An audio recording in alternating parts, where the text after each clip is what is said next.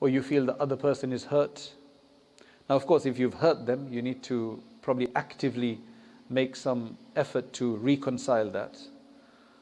Dua there, will not be enough, right? Because then they're hurt. So you need to say, I apologize, or something like that. But if it's just some misunderstanding and you're trying your best, the best thing that I found to work is Allahumma allif bayna qulubina. Allahumma aslih dhata baynina.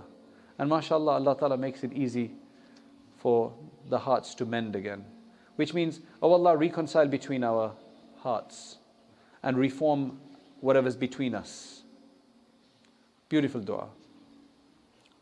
So the idea is that in everything that we do, we thank Allah. And one of the things that we have, mashallah, living where we do, especially in the West and so on, and mashallah, the community, the Muslim community has become enhanced and prospered, such that a number of masjids actually provide ajwa for iftari. An absolute luxury.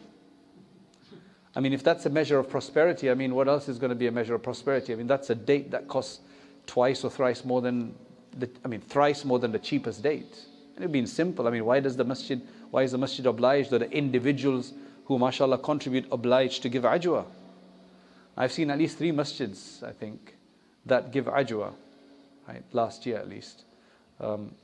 That just shows prosperity. And prosperity is something from Allah subhanahu wa ta'ala. Prosperity can also be a fitna. There's literally called fitna to sarra, and there's fitna to darra. Fitna of adversity, that provides its own challenge, and fitna to sarra provides its own challenge. Alhamdulillah, we have the opportunity to have so many different types of foods and so many different types of resources. And we take it for granted. We shouldn't take it for granted, because we don't know how long it's going to last, because there is a big bubble in the economy we live in. I mean, when you look at it from that perspective, you get scared, and bubbles do burst. So we do need to be careful. And there is the current inflation and current increase in pricing and so on. But Allah subhanahu wa ta'ala, if He has blessed us before, He will bless us now. I'm not worried about that. But what I am worried about is that we treat this in the wrong way. And we don't remember Allah. And we don't thank Him. Because Allah subhanahu wa ta'ala, He wants 2 things from us. He wants many things. But He wants our remembrance.